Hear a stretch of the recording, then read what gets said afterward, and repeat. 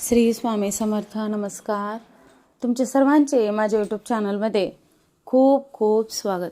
तुमच्या सर्वांच्या इच्छा मनोकामना पूर्ण होत हीच स्वामी महाराजांच्या चरणी प्रार्थना करते आणि आजच्या आपल्या एका नवीन व्हिडिओला सुरुवात करते.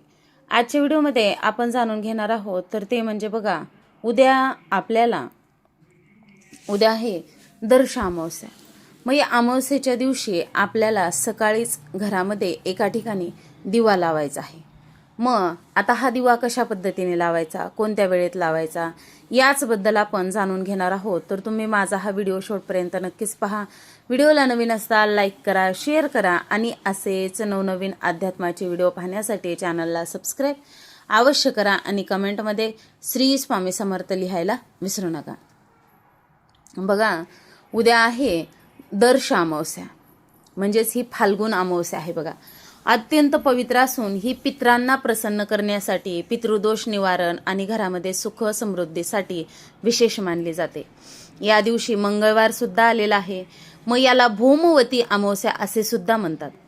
आता अमावस्या म्हटलं, अशा काही विशेष तिथींवरती पवित्र ठिकाणी स्नान, दान, तर्पण करण्याला विशेष महत्त्व असतं. मग आता ही जी तिथी आणि वेळ आपण अमावस्याची जाणून घेऊयात. तर अमावस्या तिथी ही 16 फेब्रुवारी रोजी संध्याकाळी 5:34 सुरू होऊन 17 फेब्रुवारी रोजी संध्याकाळी 5:30 वाजेपर्यंत राहील. उदय तिथीनुसार 17 फेब्रुवारीलाच आपल्याला उपवास, स्नान आणि दान करायचं आहे. आता शास्त्रानुसार फाल्गुन अमावस्या ही वर्षातली शेवटची अमावस्या मानली जाते. या दिवशी बघा, सूर्यग्रहणाचा सुद्धा योग आलेला आहे. तरी बी आता या दिवशी पितरांचे स्मरण करून तर्पण, पिंडदान आणि दान केल्याने पितृदोष दूर होतो आणि पितरांचे आशीर्वाद प्राप्त होतात. आणि म्हणूनच आपल्याला हा जो उपाय आहे तर तो सकाळीच करायचा आहे, जेणेकरून कितीही प्रखर पितृदोष असू द्या, घरामध्ये सततच्या येणाऱ्या अडचणी, मग आजारपण असेल, नकारात्मकता असेल, यासारख्या समस्या नक्कीच दूर होतील. कारण की बघा, अमावस्या ही तिथी पूर्वजांच्या सेवेकरिता असते आणि कुटुंबाला जर पितृदोष असेल तर आपल्याला बघा, कामामध्ये सतत विघ्न, अडचणी येतात, घरामध्ये आजारपण, वादविवाद यासारख्या समस्यांचा सामोरा जावं लागतं आपल्याला.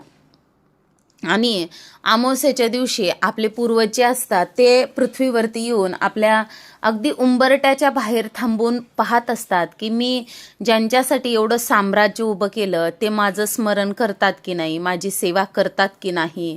आणि म्हणूनच आपल्याला उद्या सकाळी त्यांच्या स्मरणार्थ दिवा लावायचा आहे. आता बघा, तुम्ही मातीच्या पंतीमध्ये दिवा लावला तरी सुद्धा चालेल, किंवा मग अगदी तुम्ही कणकेचे 2 दिवे तयार केले तरी सुद्धा चालतील. पण उद्या सकाळी 12:30 वाजण्याच्या अगोदर आपल्याला ही सेवा जी आहे तर ती करून घ्यायची आहे. बघा, कणकेचे दिवे करत असताना त्यामध्ये हळद घालायचं, मीठ घालायचं नाही.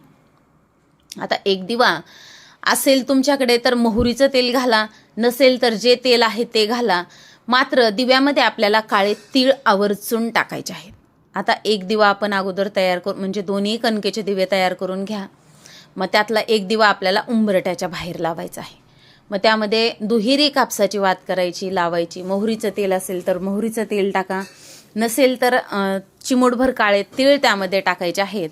आणि अशा पद्धतीने हा जो दिवा आहे तर सकाळी 12 वाजण्याच्या अगोदर उंबरट्याच्या बाहेर, जेव्हा आपण बाहेरून घरामध्ये प्रवेश करतो तेव्हा आपला जो उजवा हात येतो त्या उजव्या हाताच्या बाजूला आपल्याला हा जो दिवा आहे तो लावायचा आहे आपल्या पूर्वजांसाठी.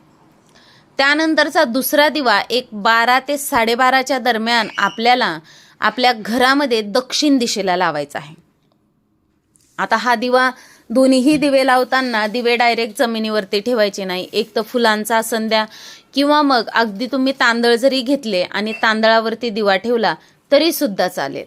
आता घरामध्ये जर तुम्ही दिवा लावला दक्षिण दिशेला 12 ते 12:30 या वेळेमध्ये, तर एक तर बघा, तुम्ही जो काही समजा आपला पूर्वजांचं समजा स्मरण करा. तुम्हाला त्यांचे नावं माहिती असतील तर नावं घ्या. आम्हाला जशी होईल तशी आम्ही सेवा करतो, तर आमची सेवा गोड मानून स्वीकार करा सेवेचा. किंवा मग पितृस्त्रोत, जो काही समजा मंत्र आहे, ओम पितृंभ्यो नमः, या मंत्राचं पठण केलं तरी सुद्धा चालेल. अशा प्रकारे बघा, उद्याच्या दिवशी आपल्याला होईल तेवढी जास्तीत जास्त सेवा करायची आहे. किंवा मग बघा, अगदी आपण दही भात आपण आवर्जून आपल्याला शिजवायचा आहे आणि तुम्ही अगदी तुमच्या छतावरती किंवा मग प्राणी पक्ष्यांना सुद्धा खाण्यासाठी ठेवू शकतात. हा सुद्धा उपाय तुम्ही 12 ते 12:30 या वेळेमध्येच करायचा आहे. आणि त्यानंतर सप्तधान्य सुद्धा आपल्याला पक्ष्यांना खाण्यासाठी टाकायचं आहे. मग त्याच्यामध्ये गहू आले, ज्वारी, बाजरी, तांदळ, डाळी, कोणतंही 7 प्रकारचं धान्य घ्या आणि ते देखील आपल्याला आपल्या पूर्वजांच्या स्मरणार्थच आपल्याला पक्ष्यांना म्हणजे बघा, आपले जे पूर्वज आहेत ना, ते कोणाच्या रूपामध्ये आपण त्यांची सेवा करतो की नाहीत हे पाहण्यासाठी येतात, हे आपल्याला थोडी माहिती आहे. म्हणून आपल्याला उद्याची अमावस्या ही खूप महत्त्वाची आहे. आणि मग आपल्याला होईल तेवढ्या आपल्या पूर्वजांना मोक्षप्राप्ती मिळेल, त्यांचा आपल्याला आशीर्वाद प्राप्त होईल, म्हणून आपल्याला सेवा करायची आहेत. तसेच तुम्हाला शक्य झालं तर पिंपळ वृक्षाखाली सुद्धा एक दिवा लावण्याचा प्रयत्न करा आणि पिंपळाला प्रदक्षिणा घालायच्यात. कारण की पिंपळ वृक्षामध्ये किंवा तिथे सुद्धा आपले पूर्वज जे आहेत तर ते अमावस्येच्या दिवशी असतात आणि आपल्याला सेवा करायची आहे. आणि पिंपळाला सुद्धा आपल्याला प्रदक्षिणा घालायची आहे. ओम नमो भगवते वासुदेवाय. आणि सकाळी सुद्धा तुम्ही अगदी बघा, 1 तांब्या भरून पाणी घ्यायचं, त्यामध्ये काळे तीळ टाकायचे आणि दक्षिण दिशेला तोंड करून आपण आपल्या पूर्वजांना नक्कीच तर्पण जे आहे तर ते देऊ शकतो. अशा प्रकारे बघा, उद्या आहे दर्श अमावस्या. या अमावस्येच्या दिवशी आपल्याला होईल तेवढ्या सेवा करायच्या आहेत, जेणेकरून आपल्याला आपल्या पूर्वजांचा आशीर्वाद प्राप्त होईल. तर अशा प्रकारे बघा, आजच्या व्हिडिओमध्ये आपण ही माहिती जाणून घेतलेली आहे. तर तुम्हाला माझा हा व्हिडिओ आवडला असेल, नक्कीच तुम्ही व्हिडिओला एक लाईक करा, शेअर करा आणि असेच नवनवीन अध्यात्माचे व्हिडिओ पाहण्यासाठी चॅनलला सबस्क्राईब अवश्य करा आणि कमेंटमध्ये श्री स्वामी समर्थ लिहायला विसरू नका.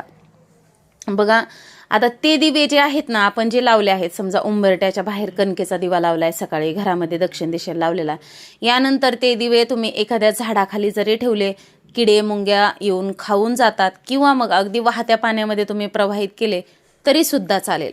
म्हणजे आपल्याला नक्कीच बघा, आपण जेव्हा दिवा लावतो ना, तेव्हा नक्कीच प्रश्न पडतो की आपण कणकेचा दिवा लावलाय, मग नंतर ह्या दिव्याचं काय करायचं. आणि अगदी जर तुम्ही कोणत्याही धातूचा घेऊन दिवा लावला तरीही चालेल. मग धातूचा किंवा मातीची पंती घेतली असेल तर ती नंतर आपण धुवून घासून आपल्यानंतर कोणत्याही पूजेच्या कार्यामध्ये वापरली तरी सुद्धा चालेल. अशा प्रकारे आपण ही माहिती जाणून घेतलेली आहे. व्हिडिओ आवडला तर नक्कीच लाईक, शेअर, सबस्क्राईब अवश्य करा. धन्यवाद.